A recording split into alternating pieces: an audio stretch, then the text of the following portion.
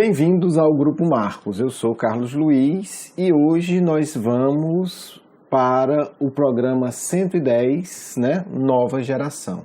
Nosso tema de hoje é 160 anos de O Livro dos Espíritos. Vamos falar um pouco sobre essa obra, a proposta dela. É a obra que inaugura a chegada do Consolador na Terra. O Espiritismo inicia com o Livro dos Espíritos. Os fenômenos mediúnicos acontecem desde que tem gente na Terra, desde a época das cavernas. Mas o que é o Espiritismo? É uma reflexão, é um estudo organizado desse diálogo espiritual.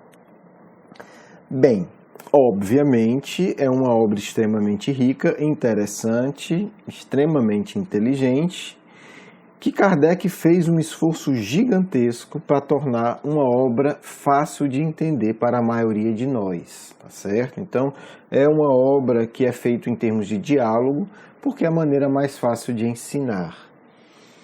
Bem, o Livro dos Espíritos foi e é, e continuará sendo, tudo indica que sim, a grande obra de referência do Espiritismo. Quando muitas vezes a gente vê uma obra psicografada e tem algo estranho, a gente suspeita, a primeira obra que a gente tem que consultar como referência é o Livro dos Espíritos. Realmente isso é possível? O que é que o Livro dos Espíritos explica sobre esse tema?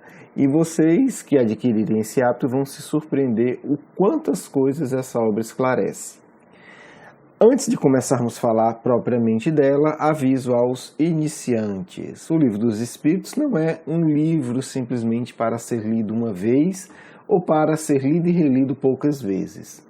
É um livro profundo, apesar da linguagem mais direta e mais simples, que os Espíritos e que Kardec adotam para nos ajudar, mas é um livro que toca nas grandes questões de toda a existência humana e toca nas grandes questões do universo. Vamos tentar mostrar um pouco isso aqui nesse nosso programa 110. Não precisa dizer, mas caso tenha alguém desavisado, 18 de abril é o dia de lançamento do Livro dos Espíritos. Por isso hoje, 21 de abril, a gente está lançando este programa. Bem, o Livro dos Espíritos começa de uma maneira muito interessante. Começa com um pedido simbólico. Algumas pessoas iniciantes no Espiritismo, ou que têm bastante tempo, mas não tiveram tempo de refletir seriamente sobre a doutrina espírita, elas acham que o Espiritismo não tem nada a ver com símbolo. Acham que símbolo é só coisa de Jesus e do Evangelho. Símbolo é coisa de todos os grandes sábios da história humana. Não vou citar outros exemplos, mas vamos ficar só com Jesus e com o Livro dos Espíritos. Estou dizendo isso por quê? Porque é muito curioso que os Espíritos ordenaram a Kardec que colocasse um símbolo no início do Livro dos Espíritos. E eles foram tão criteriosos com isso que eles simplesmente não disseram, coloca um símbolo tal aí. Não. Eles desenharam através do médium e disseram, coloque o nosso desenho no início do Livro dos Espíritos. Como é que eu sei disso? Foi informação privilegiada? Foi algo que eu tive acesso? Kardec veio e me contou? Não, ele contou para mim, mas contou para todo mundo. Está na própria mensagem dos Espíritos. Kardec coloca uma mensagem dos Espíritos no item que ele chama de prolegômenos, não é um nome tão simpático para a gente em português, mas a gente pode entender que é um prefácio, uma introdução. Metade desse prefácio, dessa introdução, aliás, bem mais da metade, é uma psicografia, mensagem dos Espíritos. E nesta mensagem, os próprios Espíritos falam, olha aqui, vou ler esse trecho. Porás no cabeçalho do livro, quer dizer, no início, na cabeça do livro, o ramo da parreira, que te desenhamos. Então, não é invenção minha, porque eu acho, está claro, que te desenhamos. Porque ele é o emblema do trabalho do Criador. Emblema, símbolo do trabalho do Criador. E é interessante porque o próprio Cristo muitas vezes usa, parreira, é o pé de uva, ele usa a plantação de uva como símbolo, e usa como o dono da plantação de uva, Deus, como um símbolo de Deus. Então aí já mostra a profunda ligação né, do Consolador com Cristo, né, agora dito pelos próprios Espíritos. Então, começa com esse símbolo, né? Na mensagem, os Espíritos vão explicar o símbolo, né? E aí a gente começa a ver um grande papel do Espiritismo. O Espiritismo vem dar a chave, o Espiritismo vem dar a luz, o Espiritismo vem explicar os símbolos das grandes tradições espirituais, né? Talvez essa seja uma das mais belas e nobres missões do Espiritismo. De onde é que o Carlos Luiz está tirando isso, né? Bateu com a cabeça onde, meu filho, que você está inventando essas coisas? Vamos lá, questão 628 do próprio Livro dos Espíritos. Por que muita gente pensava, e talvez ainda exista gente que pense, que o Espiritismo ele veio ser uma religião como as outras? Gente, não. E aí eu vou falar um pouco de mim, se vocês me permitem. Se o Espiritismo fosse simplesmente mais uma religião, mais uma seita, eu não seria espírita, porque é muito chato, né? A gente tem que superar esse pensamento mesquinho de o meu grupinho, como diz Herculano Pires, né? As religiões da Terra ainda são todas tribais. Ainda estamos falando de tribo, infelizmente. Século XXI, internet, no século XX fomos para a Lua, mas nós ainda somos seres tribais. E isso é um fato. O Espiritismo vem nos ajudar a sair dessa mentalidade tribal. Mentalidade tribal que está em todo canto, não só nas religiões. Na universidade, o que a gente vê é uma realidade tribal. O grupo A do grupo B, o física não sei de quem. Na área de humanidades, que eu sou da área de humanidades, é mais terrível ainda, né? A tribo do pensador tal, a tribo do outro pensador. Se você não for isso, você não presta, né? E etc, etc. E as religiões, né? Como base. Porque, na verdade, o que as ciências refletem, na verdade, é algo que os indivíduos aprenderam nas religiões ao longo dos séculos. Como ensina o sociólogo Durkheim, um dos fundadores da sociologia, e isso hoje é aceito, toda a ciência, toda a filosofia, toda a reflexão humana nasce, todo o direito nasce da religião. Então, infelizmente, como a religião é tribal, a nossa ciência também é tribal. Ponto, vamos em frente. Então, o que acontece? O Espiritismo ele não vem ser mais uma seita, mais uma religião tribal, tá certo? Tanto é que Kardec, para assombro de muitos, diz: você pode ter a sua religião e ser espírita, você pode ser católico e ser espírita, você pode ser protestante e ser espírita, você pode judeu e ser espírita, porque o Espiritismo não vem fundar mais uma religião tribal. O que é uma religião tribal? Né? E quase sempre é tribal e fanática, né? Então, o que é isso? Religião tribal, só a minha religião salva, só o meu Deus presta. No Espiritismo a gente faz a mesma coisa, no movimento espírita, não no Espiritismo, a gente vê a mesma coisa mais disfarçado, né? A gente ainda diz as outras prestam, mas, né, como se diria em São Paulo, né, falando português erradamente, nós é mais evoluído, né? Então, assim, a gente pensa um pouco assim, não, o espírito é mais evoluído. Conversa fiada, o Espiritismo explica mais, mas ser mais evoluído a gente está falando de maturidade emocional. Você vai encontrar indivíduos muito mais evoluídos que os espíritas que nunca ouviram falar de Espiritismo. Ok. Vamos para, então, o ponto que eu quero destacar. Questão 628. Nessa questão, o Espiritismo mostra toda a sua grandeza, que não foi entendida nem pelos espíritas. Vamos lá. Kardec, naturalmente, tem uma curiosidade, e ele pergunta para os espíritos: mas por que é que a verdade não foi sempre posta ao alcance de todos, né? Como quem diz, por que só agora temos espiritismo? Por que só agora vocês vão explicar tudo, né? Depois de tanto tempo? Os espíritos vão dizer algo interessante: importa que cada coisa venha a seu tempo. A verdade é como a luz, o homem precisa habituar-se a ela pouco a pouco. Do contrário, fica deslumbrado, né? Fica confuso, fica cego. E aí, por isso a gente entende que o Espiritismo ainda não foi entendido, ele é uma luz muito forte. Então a gente precisa se aproximar dele devagar, mas não tão devagar como a gente tá certo? Mas é compreensível a nossa dificuldade de entender o Espiritismo. Vou destacar alguns trechos porque essa resposta por si mesma merece um aprofundamento muito maior. Os espíritos vão dizer, jamais permitiu Deus que o homem recebesse comunicações tão completas e instrutivas como a que hoje lhe são dadas. Então isso poderia dar espaço para mais uma crença tribal, né? As nossas comunicações, as nossas informações são as mais completas. Na mesma questão, os espíritos alertam. Entretanto, para o estudioso, não há nenhum sistema antigo de filosofia, nenhuma tradição, nenhuma religião que seja desprezível. Então, meu amiguinho, se você olha para outras religiões, olha para outras filosofias, olha para outras crenças e tradições com desprezo, porque você é espírita, você sequer entendeu a questão 628 do Livro dos Espíritos. Não vou falar nem do resto. Tá certo? Está no Livro dos Espíritos, questão 628.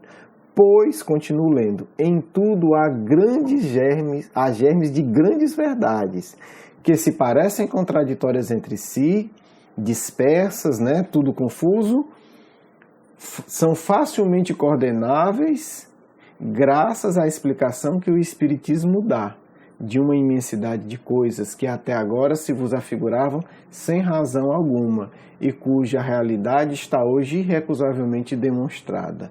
Aí eles insistem na mesma coisa. Não desprezeis, portanto, os objetos de estudo que esses materiais oferecem. Ricos eles são de tais objetos e podem contribuir grandemente para a vossa instrução. Enfim, então o Espiritismo não vem brigar com nenhuma filosofia, nenhuma tradição, nenhuma religião, nada. Ele vem mostrar o valor de cada coisa. Tá certo? Então o Espiritismo não vem disputar adébitos. O Espiritismo não vem se estabelecer enquanto uma religião tribal. O Espiritismo não vem provar que é melhor do que nada. O Espiritismo vem fazer um resgate da história milenar da Terra.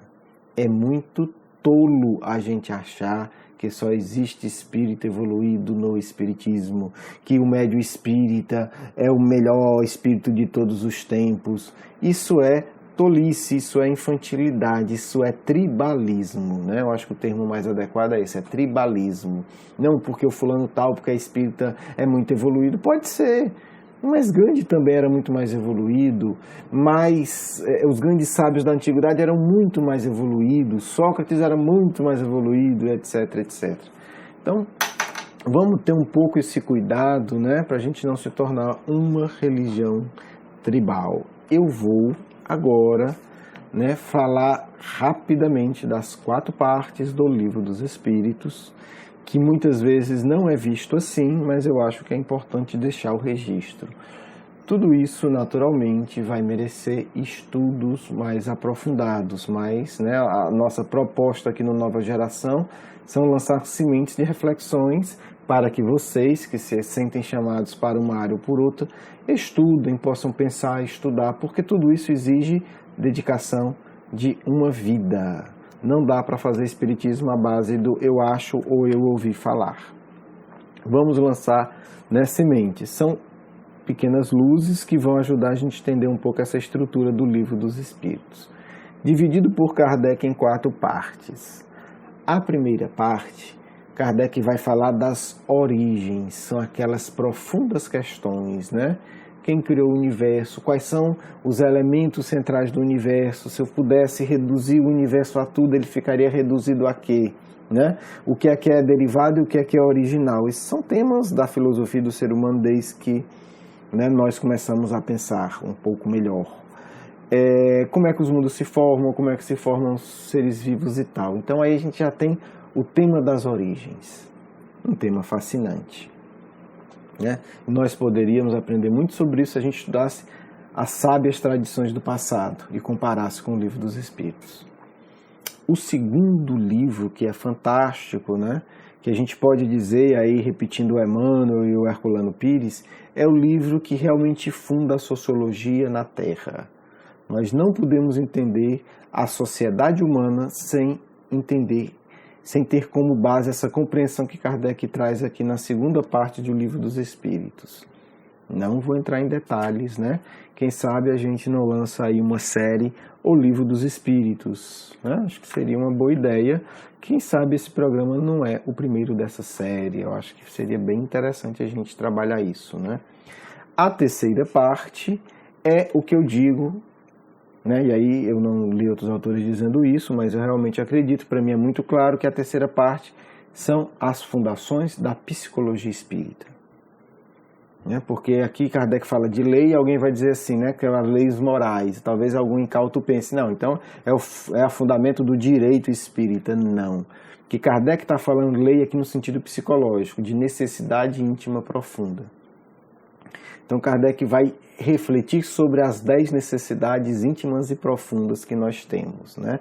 O Freud, por exemplo, pegou 2 dessas leis, não que ele pegou 2, né? Ele tem 2 temas que Kardec já tinha colocado antes, até porque, né, quando Kardec escreveu isso, Freud ainda usava fralda, era uma criancinha, tá certo? Então, o Freud vai ver mais os aspectos da sexualidade e da lei de destruição, Eros e Thanatos, né? São as 2 grandes forças da alma para o Freud, 2 forças do indivíduo. Kardec vai mais fundo e divide isso em 10 tipos profundos. Nossa personalidade pode ser compreendida como nós lidamos com essas 10 leis. Né? Como é que nós lidamos com a lei de adoração, a lei do trabalho, da reprodução, da conservação, da destruição, da sociedade, do progresso, da igualdade, da liberdade e justiça, amor e caridade, tá certo? Então, é só para a gente, né, pensar isso. Estamos falando de leis emocionais e psicológicas. Na quarta parte, ele vai falar do nosso destino, das nossas esperanças e consolações. Então, eis a grandeza do Livro dos Espíritos, que eu espero ter conseguido de alguma forma apresentar para vocês, tá certo? É muito maior, é uma obra grandiosa. Vamos estudar aí a possibilidade da gente fazer uma série, né, que a gente possa falar um pouco mais sobre isso. Certamente faremos, não estou prometendo data, mas já fica essa proposta, faremos sim uma série sobre o Livro dos Espíritos. Bem, meus amigos, um grande abraço, um grande beijo no coração, né? Fica aqui a nossa gratidão a Allan Kardec, né, que o Criador permite que nasça no nosso mundo para organizar essa obra tão vasta, aparentemente tão simples, mas tão profunda e tão gigantesca, que nós precisaremos de alguns séculos para assimilar, mas que, graças a Deus, nós já começamos, já estamos no maternal, já damos, né, somos quase doutor do ABC em Espiritismo e em poucos milênios nós seremos conhecedores consistentes da doutrina espírita, porque no fundo a doutrina espírita não é nada mais do que simplesmente uma explicação da obra de Deus, né? Então não é uma religião, não é uma seita. O espiritismo, eles são explicações da criação divina. É apenas isso e é tudo isso, né? Então não é uma teoria religiosa, é a explicação da grandeza de Deus e de sua obra e de nós que fazemos parte dela. Um grande beijo, um grande abraço, vamos para a nossa segunda parte.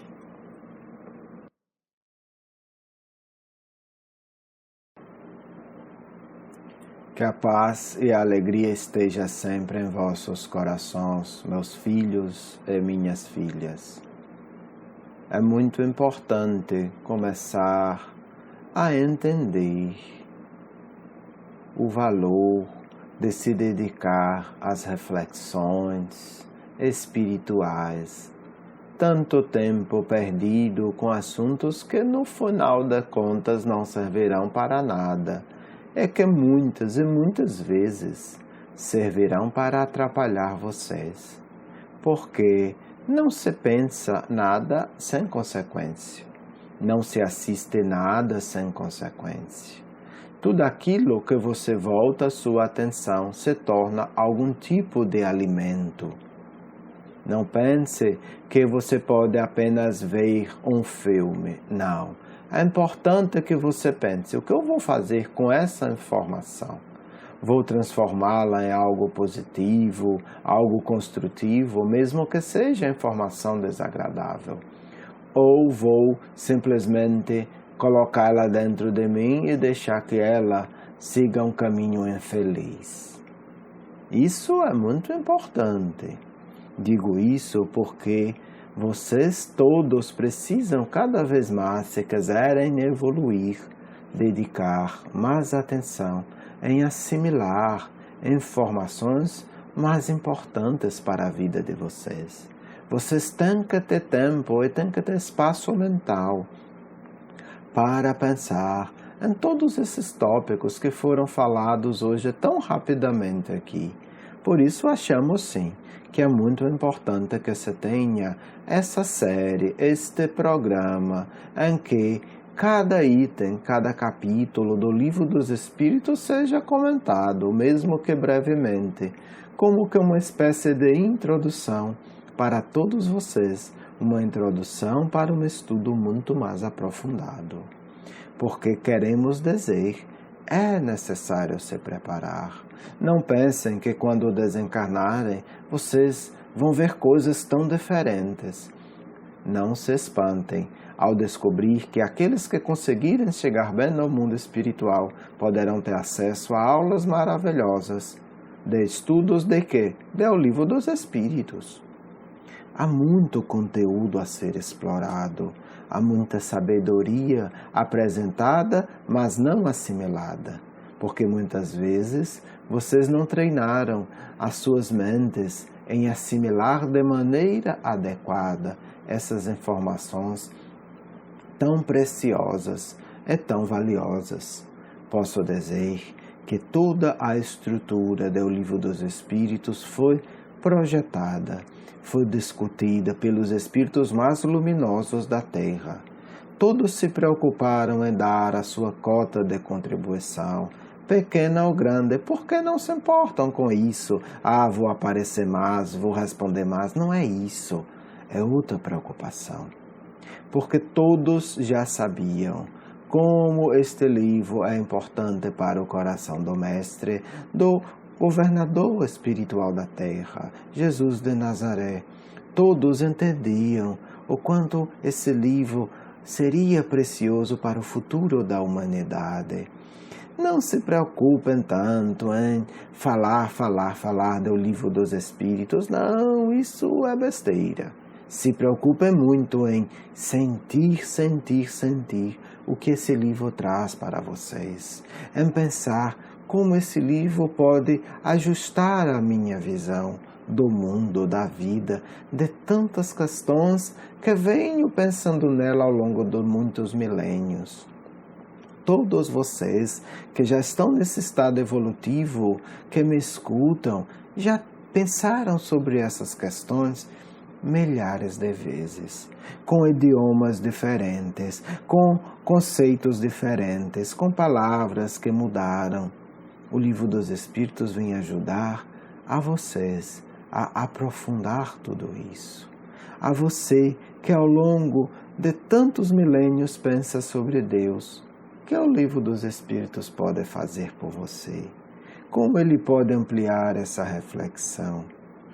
Pensem sobre isso. Nós vamos propor para todos vocês encarnados pensar pouco a pouco sobre cada um desses itens, sobre cada uma dessas questões. E quando vocês pensam sobre ela, quando vocês amadurecem um pouco mais, vocês poderão entender melhor o que falamos. Não ficarão só admirados, mas ficarão transformados. Para nós, causar admiração não é tão importante, apenas se essa admiração levar você à transformação. Queremos causar em vocês a admiração que transforma, a admiração pela grandeza dessa obra, a admiração mais ainda pela grandeza da obra de Deus. O Livro dos Espíritos serve principalmente para isso, pelo menos para nós que estudamos ele em profundidade. O Livro dos Espíritos nos ajuda a compreender a grandeza da criação do nosso Pai, a grandeza do universo, não apenas primeira parte, mas do universo espiritual, na segunda parte. Do universo íntimo, a terceira parte.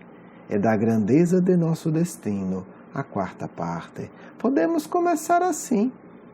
Cada parte do livro mostra uma dimensão da grandeza de Deus. Se fôssemos ainda falar com pessoas das tradições antigas, talvez eles entendessem que o Livro dos Espíritos fala de 4 deuses diferentes. O Deus que cria, o Deus espiritual, o Deus íntimo, o Deus que promete futuro. E talvez vocês no passado não tenham feito estátuas para cada um desses deuses. É a mesma coisa, meus filhos, só que agora vocês vão entender com um pouquinho mais de profundidade. Todas essas 4 grandezas, no fundo, são apenas um dos pequenos aspectos do grande Pai de todos nós. Que vocês orem, que vocês peçam, que vocês solicitem, e poderemos fazer uma longa série destacando a grandeza de cada item dessas 4 grandes grandezas que aqui apresentamos. Com muita alegria que falo com vocês, porque vejo e sinto muitos e muitos, dezenas e dezenas, na verdade algumas centenas de corações que me ouvem e que vibram com carinho e com amor. Quero dizer em especial a vocês, meus jovens e queridos amigos, eu acompanho todos vocês. E vou estimular no coração de vocês um mergulho profundo nesse mar de luzes que se chama Espiritismo. Muita paz do amigo espiritual de sempre. Quero agradecer o seu carinho, a sua atenção. E para conhecer mais do nosso trabalho, por favor, visite o nosso blog, grupomarcos.com.br. Um grande abraço.